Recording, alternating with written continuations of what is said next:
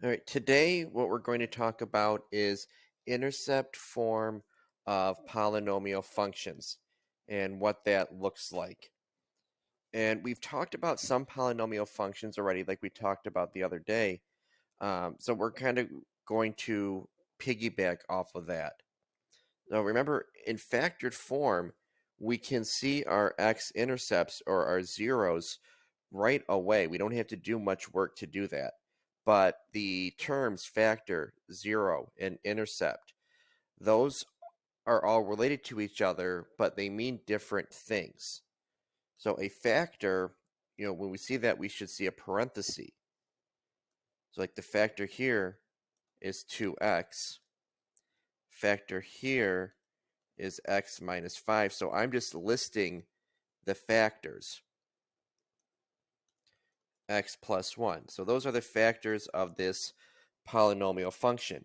Now the zeros or solutions are the values that make each of these factors equal to 0. So 2x. Well, 2x equals 0. What does x have to be? X would be 0. X minus 5 equals 0. Well, what minus 5 equals 0? X equals positive 5. X plus 1 equals 0. What makes that equal 0? X equals negative 1. So those are the zeros. The x-intercepts are actual points. So once we found out the zeros, our intercepts will be that number, comma 0. 0, comma 0, 5, comma 0, and negative 1, comma 0. So in order to find the x-intercepts, we need to have the factors and we need to find the solutions. So these are all related to each other. So just make sure you understand what I'm asking from you and give me the information that I am looking for.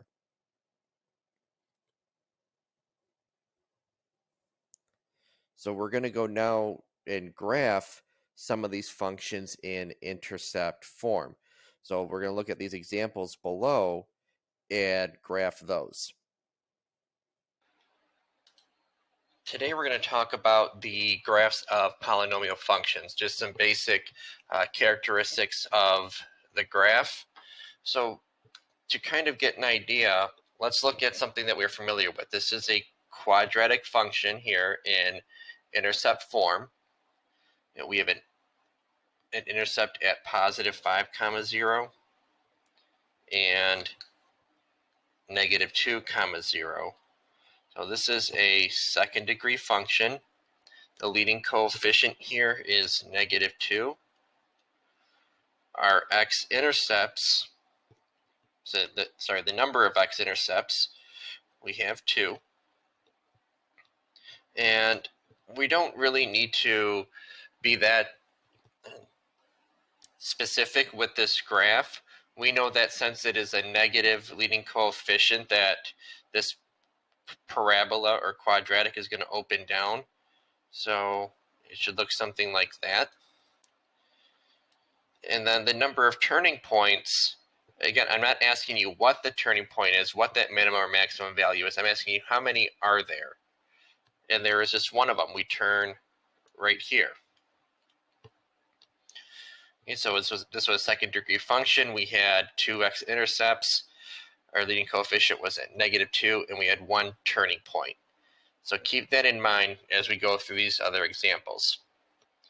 Now, example 1, we're adding this, x minus 4 factor to this, and look at how the graph changed. We still had our 2 x-intercepts from above, but our end behavior is different. So this is a third degree function.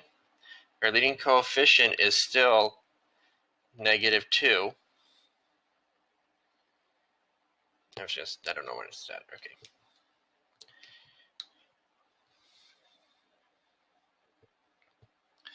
So in example 1 is the same equation as above, but we added this x minus 4 factor.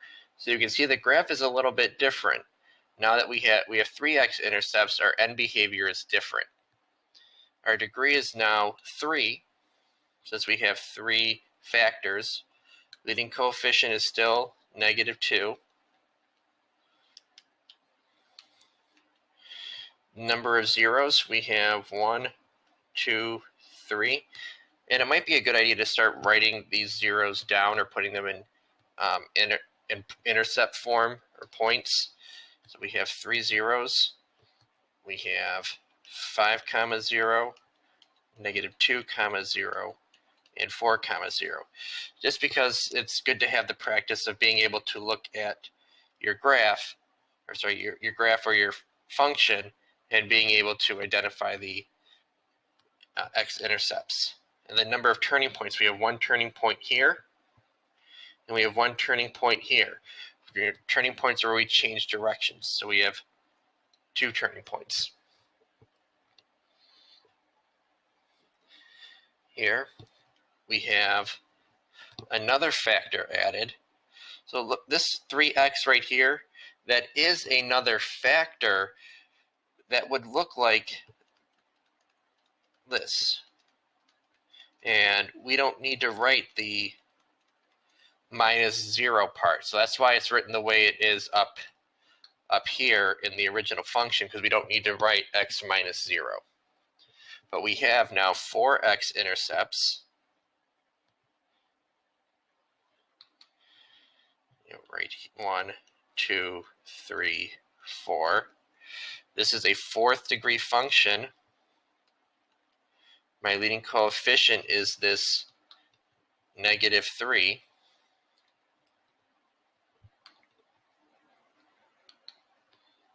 So not -3. My leading coefficient is this +3. In distinct real zeros, we have 4 of them.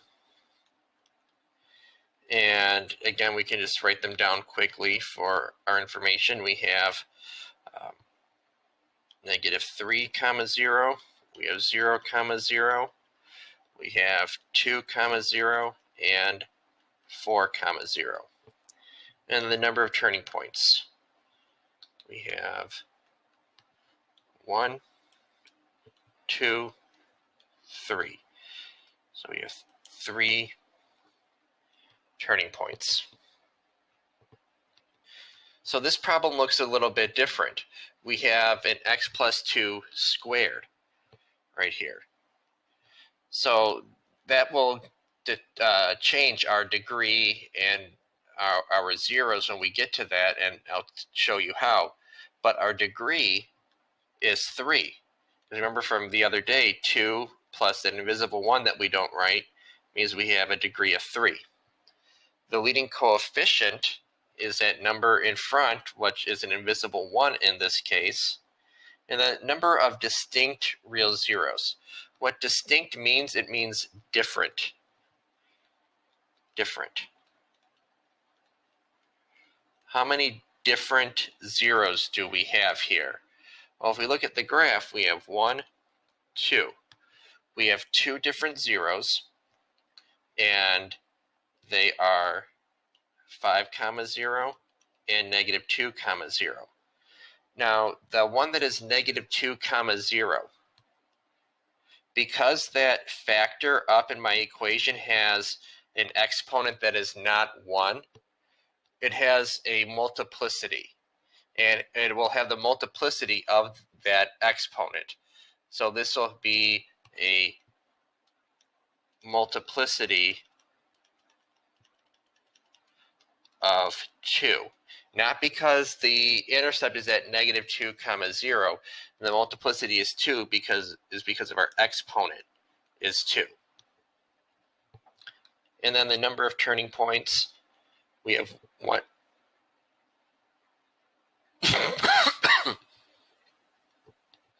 Now the number of turning points, we have 1 turning point here, which is also one of our x-intercepts, and we have another turning point there. So we have 2 turning points. Then example number 4. Okay, this is a funky looking graph, but we have our 2 factors here. The x minus 3 has a 3 above it as our exponent, and there's that invisible 1 here, on x plus 1. So your degree is going to be 4. Your leading coefficient, again, is that invisible 1 in front. Number of distinct real zeros. Well, hopefully by now you've kind of gotten to the use of the fact that you could look at the graph, but you can also look at the equation. See, we only have 2 factors here. Look at a graph, we have 2 different zeros. Up here, we had 2 different factors, we had 2 different zeros. Here we had 4 different factors, and we had 4 different zeros. So the number of different factors that you have will tell you the number of zeros you have. So then our zeros are going to be -1, 0 and 3, 0, and that 3, 0 will have a multiplicity of 3 because our exponent for that factor was 3. You don't need to write multiplicity of 1, but this one has a multiplicity of 3. And then the number of turning points, well, let's see, we have 1 turning point here, okay, and then you look at that point there and you're thinking, well, is that a turning point? Not necessarily, because remember, our turning points that we talked about, turning points are where you have a minimum or maximum. This point right here is not a minimum or maximum point, because your function, your graph is increasing, it's going up before, and then it's gets really close to not going up, but then it continues to go up. So there's only 1 turning point. Then this last example, our degree is going to be our exponents added up, so 7. Our leading coefficient is -4. And then distinct real zero. So how many different zeros do we have? 1, just 2. And you look at the graph, 1, 0, and there's another 0. So they are -2, 0, and 5, 0. They both have a multiplicity, though. And we look at that, the -2, 0 will have a multiplicity of 3. Multiplicity of 3. And the 5, 0 will have a multiplicity of 4. And then the number of turning points, there are only 2 turning points here, right here and right there. So we're going to use these 5 examples here to come up with a conclusion about the number of turning points in relation to the number of distinct zeros, or the equation. And then we're also going to look at the behavior of those x-intercepts. So it says, how are the number of distinct zeros and number of turning points, your minima or maxima, related to the equation? So if we look at the number of zeros in our equation, okay, the example 5 had 2 zeros and degree 7. Example 4 had 2 distinct zeros and degree 4. Example number 3 had 2 distinct zeros and a degree 3. So far the number of distinct zeros has been lower. Oh, here they're the same. Distinct zeros and degree is 4. Example number 1, it was 3 and 3, the degree and number of zeros. So what it looks like is that the number of zeros is always equal to or less than the number of, or the degree there. So number of zeros is equal to, let's write it mathematically, less than or equal to, less than or equal to the degree. So we could never have a fifth degree function with 6 zeros. We could have a fifth degree function with 5 zeros or 3 zeros or 4 distinct zeros, but the number of zeros can never be more than the degree. Now let's look at the turning points. Okay, the turning point here, the turning point is the same number as the number of zeros, but also less than the degree. Here the turning point is smaller than the number of zeros and smaller than the degree. Here the turning point is equal to the number of zeros, and the number of turning points is smaller than the degree. Here turning points is smaller than the number of zeros and the degree, and same thing here. So the number of turning points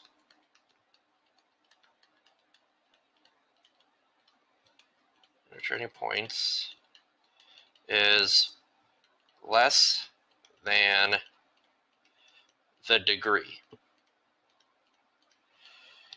So it can't be equal to, if I have a fifth degree function, there can't be 5 turning points. There could be 4 turning points, but there could also be 2 turning points, and there also could be 1 turning point, and so on. Then if we look at the x-intercepts, what are the 2 ways that a graph can behave at the x-intercept? Can we think of a relationship? So if I look at, here's a good one. This is a good one to look at. If we have our x-intercept here on the left, you see the function goes up, it touches that intercept, and then comes back. I call that a bounce. So the function or graph goes up, touches that intercept, and bounces back. Then here, the function touches that intercept and keeps going. So we cross the x-axis. Back here, we bounced off the x-axis. If we look at example number 5, if we follow the graph at this 0 right here, we cross the x-axis, we go through it. The next time we come to the x-axis, we touch it and we bounce back. We bounce off the x-axis. So if we look at our multiplicity of those zeros, when we crossed, our multiplicity was 3. When we bounced, our multiplicity was 4. Okay, up here, when we bounced, our multiplicity was 2. And when we crossed here, our multiplicity was 1. Because if we don't have a multiplicity, it's always 1. So if we have an odd multiplicity,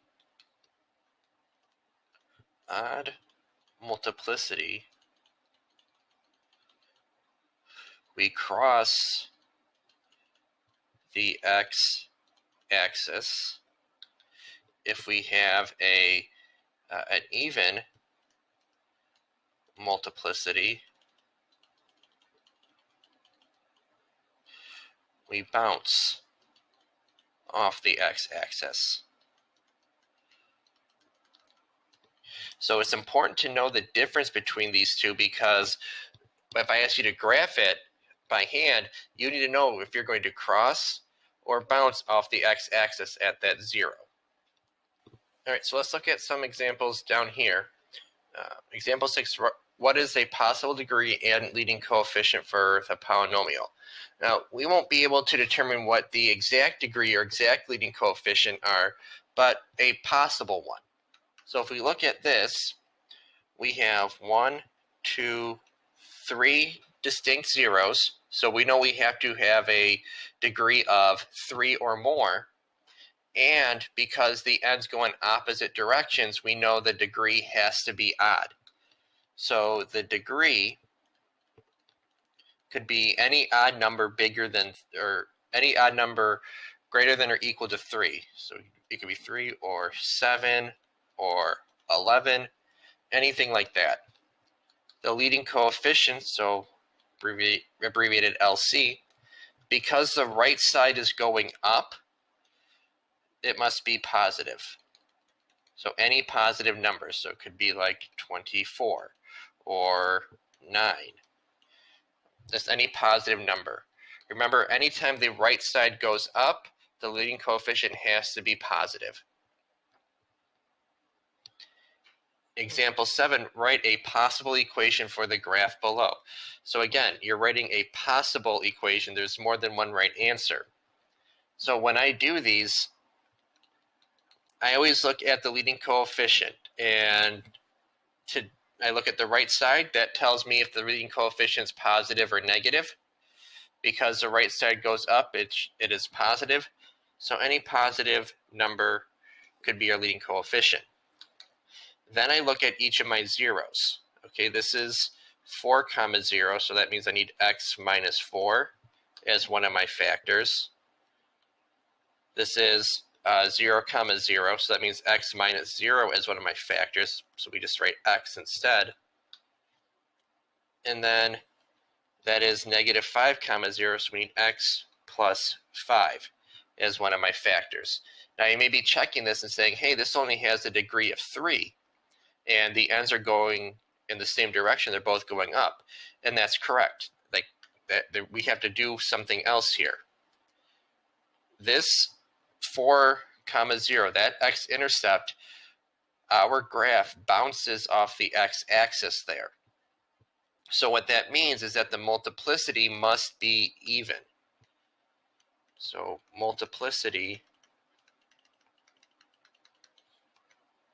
must be even. Oops.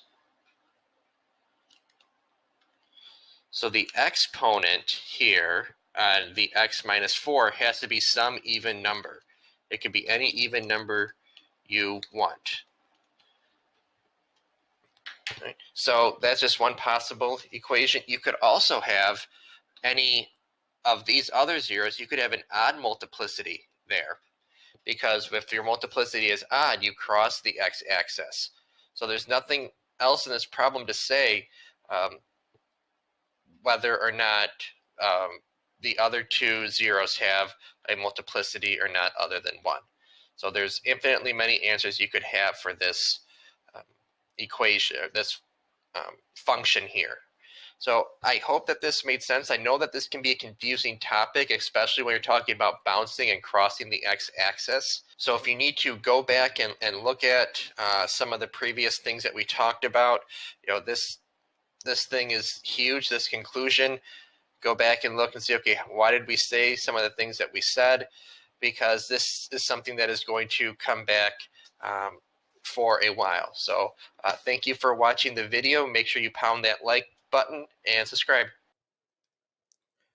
All right, so many polynomials, and we talked about this a little bit, don't have like a maximum or minimum. They have what are called relative maximums or relative minimums. So that just means like around that turning point, this is the minimum or maximum value. So each turning point is either a relative minimum or a relative maximum. And the y-coordinates of the turning point would be the maximum or minimum values. So based on the information above that we talked about, the maximum number of turning points a function could have would be the degree n minus 1. That doesn't mean there is going to be that many turning points. It means that there could be up to that many. So for letter A right here,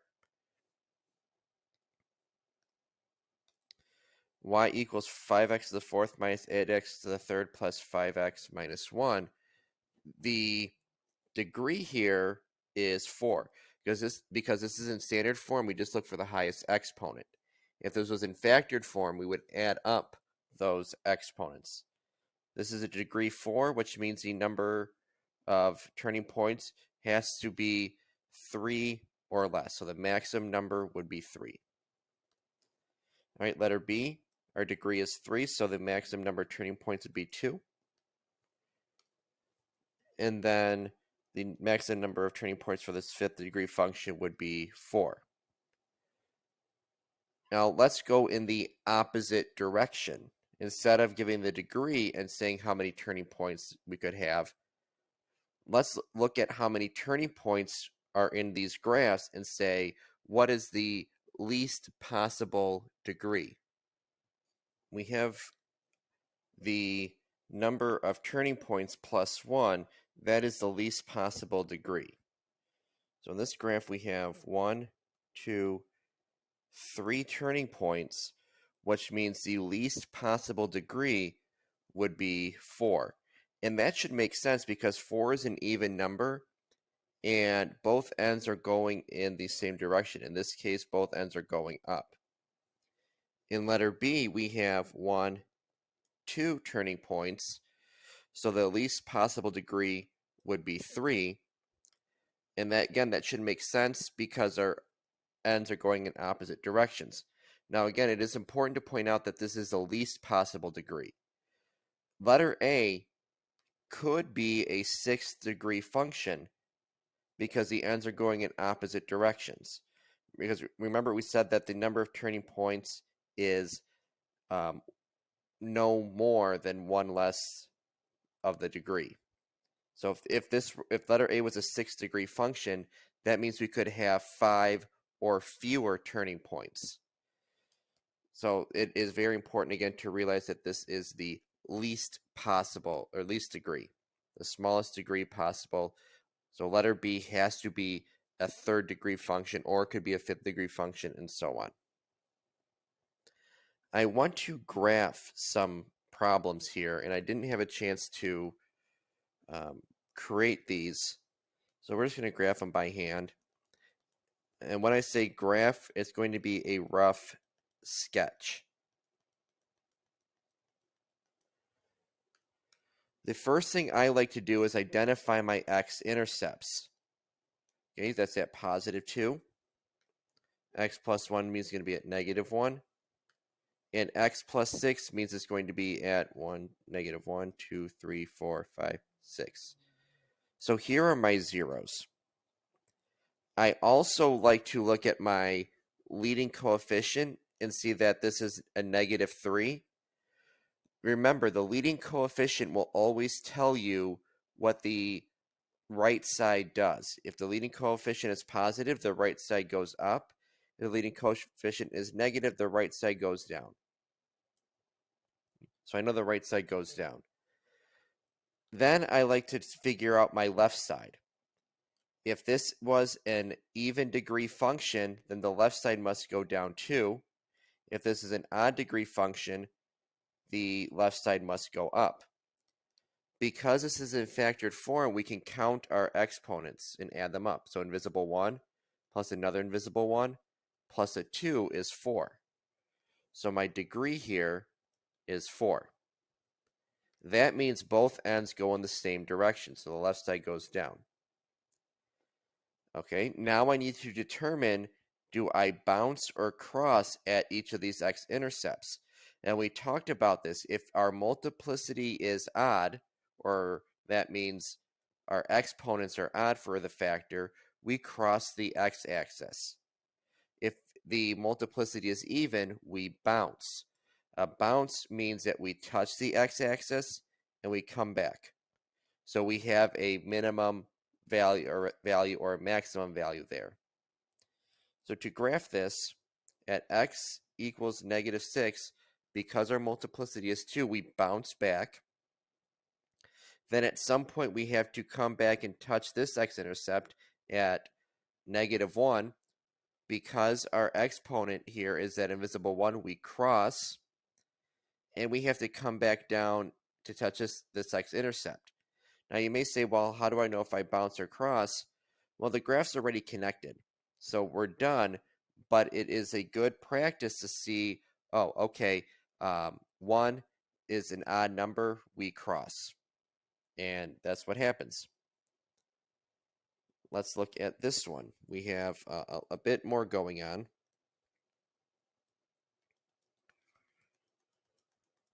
So again, I'm going to plot my x-intercepts.